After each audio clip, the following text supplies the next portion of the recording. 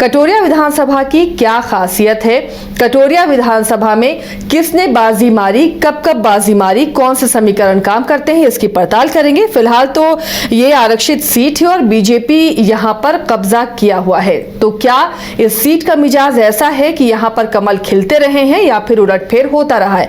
रंजन जी, अगर कटोरिया को आप स्कैन करते हैं तो कटोरिया की कहानी क्या कहती है? देखिए, जब आप कटोरिया विधानसभा सीट को देखती हैं तो दिखता है कि कटोरिया का जो बड़ा हिस्सा है वो झारखंड से सटा हुआ आपको दिखेगा, खास करके दुमका और देवघर से जो है ये सटा हुआ दिखेगा। और जब सावन में आप देवघर जाते हैं सुल्तानगंज होते हुए तो कटोरिया भी जो है मिलता है, यहाँ पर एक विश्राम स्थल भी है। तो यहाँ पर जो है इन चीजों का प्रभाव चुनाव में भी दिखता है। वैसे अगर आप कटोरिया की बात कीजिए तो यहाँ का जो इक्वेशन है, जो MY का जो समीकरण बनता है वो आरजेडी को मजबूत दिखाता है। तो बीजेपी का भी अपना एक गणित है यहाँ पर, लेकिन चूंकि ये झारखंड से सटा हुआ इलाका है तो यहाँ JMM का भी प्रभाव दिखता है। और खास करके अगर वो गठबंधन में चुनाव लड़े तो, क्योंकि M+Y तो ये है ही, माई प्लस ST कीजिए तो ये जीत की गारंटी हो सकती है, ऐसा दिखता है। और यही वजह है कि कटोरिया जो है उन गिने चुने सीटों में है जिन 12 सीटों की बात झारखंड मुक्ति मोर्चा करता है कि जिसपे वो चुनाव लड़ना चाहता है बिहार में, और महागठबंधन से इन सीटों पर दावा भी करता हुआ दिखता है। और आप देखिएगा, जब हम आगे आंकड़ों के जरिए इसे समझने की कोशिश करेंगे कि JMM जो है अगर ST वोट को अपने पाले में कर ले तो परिणाम पर क्या कुछ असर पड़ सकता है। तो देखिए, यहां पर अब तक कुल 18 चुनाव हो चुके हैं। 1957 में यहां पर पहला चुनाव हुआ था। इससे पहले 1952 में जो चुनाव हुआ था वो बेलहर सह कटोरिया विधानसभा क्षेत्र के नाम से हुआ था। अगर आप अकेले कटोरिया की बात कीजिए तो 1957 में पहला चुनाव हुआ। 1957 से 1962 तक अगर आप देखिए तो ये ST आरक्षित सीट जो है वो थी, लेकिन 1967 से ये सीट सामान्य सीट हो गई और ये सामान्य सीट रही 2005 तक। फिर जो है 2008-9 में परिसीमन हुआ, उसके बाद कटोरिया जो है फिर से एक बार ST आरक्षित सीट के रूप में आ गया। अगर आप यहां पर पार्टियों की बात करें तो शुरुआती सालों में जैसे कि अन्य जगहों पर, ज्यादातर जगहों पर दिखता है कि कांग्रेस का जो बोलबाला रहा है वो यहां पर भी आपको दिखेगा। आप ये भी देखते हैं कि जो शुरू में यहां पर चुनाव हुए थे तो वहां कांग्रेस को वरीयता थी। 57, 61, 62 तीन चुनाव में 2 बार कांग्रेस जीतने में सफल रही। फिर जब आप इसे आगे जाकर देखते हैं तो 1995 से यहां पर सोशलिस्ट पार्टियों का दबदबा जो है वो दिखने लगता है। जो 8 चुनाव हुए हैं उसमें 6 बार सोशलिस्ट पार्टियां ही जीतने में कामयाब हुई हैं और बीजेपी को 2 अवसरों पर जीत मिली है। और बीजेपी को जो जीत मिली है ये भी दिलचस्प है कि जब कटोरिया दोबारा से ST आरक्षित सीट के रूप में आया, मतलब कि 2010 में ST आरक्षित सीट के रूप में जब यहां पर फिर से दोबारा चुनाव हुआ तो 2010 से 2020 तक में जो 3 चुनाव हुए हैं उसमें बीजेपी को 2 बार सफलता मिली है।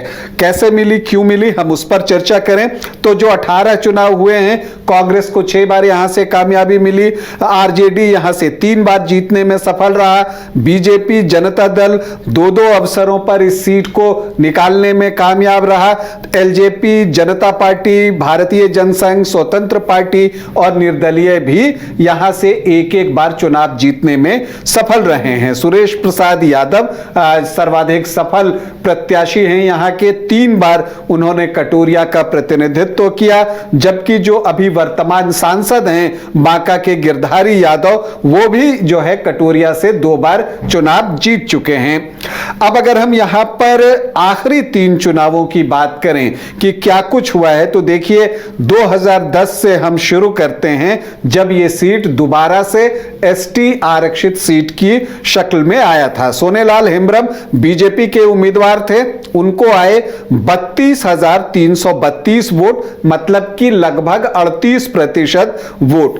सुखलाल बेसरा आरजेडी के उम्मीदवार थे, उनको आए 23,569 वोट, मतलब कि 27.67% वोट।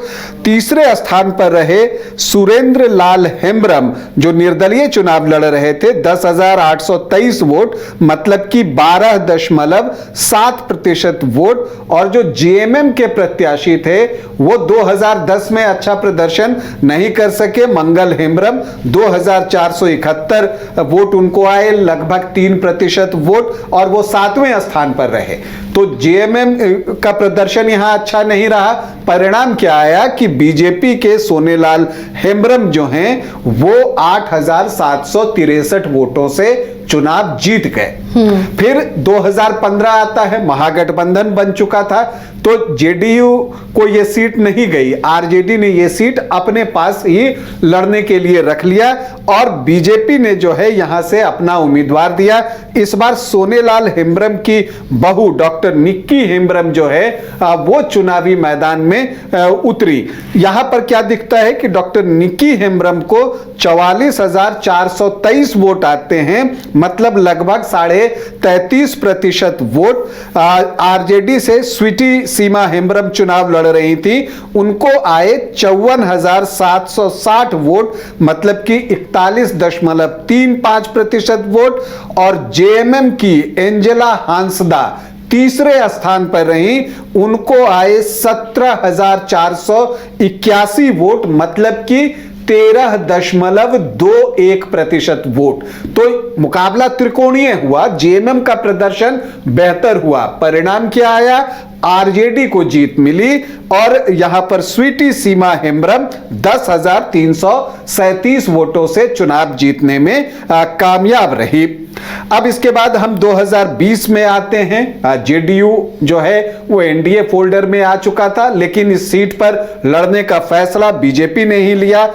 आरजेडी ने एक बार फिर से अपने सिटिंग एमएलए स्वीटी सीमा हेम्ब्रम को ही टिकट दिया और जेएमएम ने फिर से जो है भरोसा जताया एंजेला हांसदा पे, वो भी जहां चुनावी मैदान पर उतरी और फिर से वो तीसरे स्थान पर रही। लेकिन इस बार उनका प्रदर्शन 2015 के जैसा नहीं था, मतलब कि इस बार उन्हें आए 3.5% वोट, जबकि पिछली बार 2015 में आए थे 13.21% वोट। तो 9.5-10% का वोट उनका कम हुआ। तो जेएमएम का प्रदर्शन जैसे ही नीचे गया, परिणाम क्या आया? यह सीट बीजेपी को गई। डॉक्टर निक्की हेम्ब्रम चुनाव जीतने में सफल रही, 74,785 वोट, 47% वोट उनको आए। तो आप देखिए जेएमएम का वोट 9-9.5%, 10% कम हुआ, वो शिफ्ट किधर हुआ? Towards BJP. तो वो इस तरफ आया और यही वजह है कि यहां पर डॉक्टर निक्की हेम्ब्रम का जो वोट प्रतिशत है वो बढ़ के 47% हो गया और स्वीटी सीमा हेम्ब्रम जो है वो 68,364 वोट लाती हैं, मतलब कि 43% वोट। तो आप 2015 से तुलना कीजिए तो 2015 में स्वीटी हेम्ब्रम को 41.5% वोट थे, 2020 में उनके वोट बढ़े, लेकिन फिर भी वो हारी। क्यों हारी? क्योंकि जेएमएम का वोट शिफ्ट हुआ टुवर्ड्स बीजेपी। तो यहां पर जेएमएम जो है वो बहुत ही इंपॉर्टेंट पार्टी के रूप में यहां पर है। अगर जेएमएम यहां कमजोर रहा, अगर उसने चुनाव नहीं लड़ा, या अगर यहां पर बीजेपी आरजेडी के बीच भी मुकाबला होता है, तो ऐसी परिस्थिति में देखिए अगर जो आपको ट्राइबल वोटर्स है उनको लगता है कि जेएमएम मुकाबले में नहीं है, तो वो जो है अपने वोट जो है बीजेपी की तरफ कास्ट कर देता है। ये चीज हमने 2020 में भी देखी और 2010 में भी देखी। आंकड़े कम से कम हमें यही बता रहे हैं। अब 2025 में क्या होगा, इसलिए ये बड़ा सवाल है।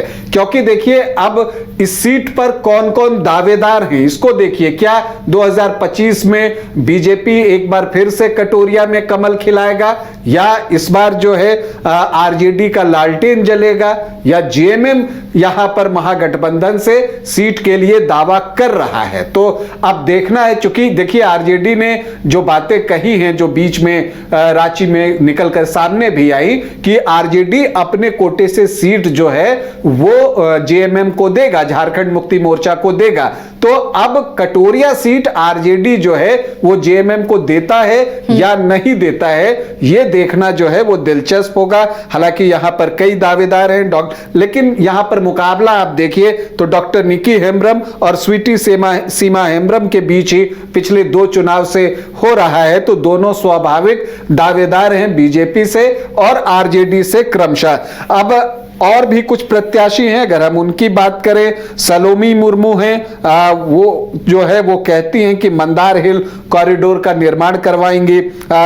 एक और हैं बीजेपी से संभावित प्रत्याशी सुचित्रा गोंड हैं, वो लगातार जो है जनसंपर्क कर रही हैं, उनकी भी कोशिश है। एक सुशीला हेम्ब्रम है, उनकी भी चाहत है कि वो यहां से चुनाव लड़ें। किस पार्टी से लड़ेंगी ये चीजें अभी स्पष्ट नहीं है। और ये भी देखना होगा कि अगर जेएमएम को ये सीट जाती है तो जेएमएम किसे उम्मीदवार बनाता है। क्या एक बार फिर से एंजेला हांसदा ही उनकी उम्मीदवार होंगी, या फिर जो कि कई बार देखने में आया है कि जब बड़ी पार्टी किसी और सहयोगी पार्टी को सीट देती है तो सीट उसे देती है, कैंडिडेट अपना देती है।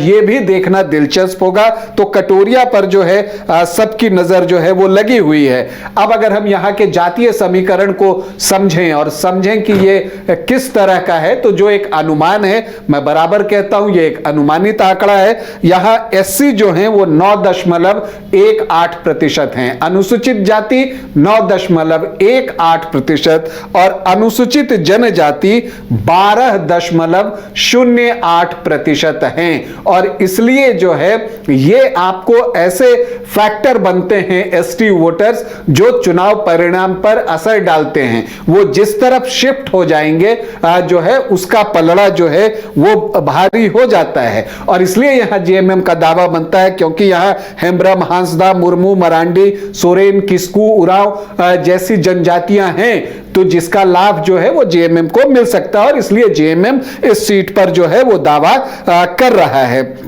अब अगर हम देखते हैं तो मुस्लिम यहां 11.1% है वोटर्स और यादव 30 से 31%। तो जो एमवाई का जो हिस्सा है वो 41 से 42% के आसपास जो है वो पहुंच जाता है। जबकि अगर आप देखिए तो सामान्य जाति मुश्किल से 9 से 10%, राजपूत 2-3%, भूमिहार 3-4% और ब्राह्मण 4-5%। तो ये 9 से 10% आपको सामान्य जाति के वोटर्स दिखेंगे। कोयरी कुर्मी 3.5 से 4%, वैश्य यहां पर अच्छी संख्या में हैं 10-10.5% के आसपास। तो 22 से 24% का आंकड़ा जो है वो एनडीए के परंपरागत वोटर्स का ही पहुंचता है, इतने तक ही पहुंचता है। लेकिन यहां पर अदर ओबीसी, ईबीसी जो हैं वो इंपॉर्टेंट हैं 13-14% के आसपास, जिसमें अगर आप देखिए तो जो मंडल सरनेम है वही 6.3% के आसपास जो है वो आंकड़ा पहुंचता है। तो समीकरण महागठबंधन को सपोर्ट करता हुआ दिखता है। लेकिन अगर यहां पर जेएमएम कैंडिडेट अपना देता है तो यह सीट जो है वो महागठबंधन की झोली में डाल सकता है और फिर एनडीए के लिए मुश्किलें खड़ा कर सकता है। दूसरी तरफ एनडीए चाहेगा कि यहां पर जेएमएम कमजोर रहे ताकि जो उसके वोट हैं, चूंकि ट्राइबल वोटर्स बीजेपी को कटोरिया में वोट करते हैं, तो उनके वोट जो है वो बीजेपी की तरफ शिफ्ट हो। तो यह देखना है कि आरजेडी और जेएमएम का गठबंधन कटोरिया में होता है या नहीं होता है, उस पर बहुत महत्व डिपेंड करेगा। और एक और चीज जो बहुत महत्वपूर्ण है आसिया जी, तेजस्वी यादव ने वहां पर जो एक माई बहन योजना की बात कही है। अगर जेएमएम चुनाव लड़ता है कुछ सीट सीटों पर और मुख्यमंत्री हेमंत सोरेन और कल्पना सोरेन जाते हैं और जब वो झारखंड के मैया सम्मान योजना की वहां बात करेंगे तो वो जो आपको माई बहन सम्मान निधि है या जो योजना की बात है उसकी विश्वसनीयता और बढ़ जाएगी। तो ये चीज जो है वो कटोरिया में जो है वो दिखता है, लेकिन मुकाबला कांटे का होगा क्योंकि बीजेपी का अपना गणित है, उसके परंपरागत वोटर्स जो हैं 22 से 24% हैं, लेकिन जो अदर्स ओबीसी ईबीसी हैं 13 से 14% उसको वो अपने साथ जोड़ता है और अगर ट्राइबल वोटर्स उसके साथ जाते हैं तो फिर उसका आंकड़ा 45% से ऊपर पहुंचता है, जैसा कि पिछली बार 2020 में हुआ जब जो है आपको निक्की हेम्ब्रम को 47% वोट आए। तो एक कांटे का मुकाबला कटोरिया में है। यहां पर चाल जो चलनी है सियासी बिसात पर वो बहुत सोच समझकर चलने की जरूरत है, किसी की एक चूक जो है उसको भारी पड़ सकती है। तो देखिए ये कटोरिया की जंग इस बार बेहद दिलचस्प होने वाली है। आरक्षित ये सीट है और जेएमएम अगर यहाँ से चुनावी मैदान में उतरता है इस बार महागठबंधन के जरिए तो कैंडिडेट कौन होगा इस पर भी बहुत कुछ निर्भर करता है। यानी कुल मिलाकर कहें तो ये सीट बेहद दिलचस्प होने वाली है।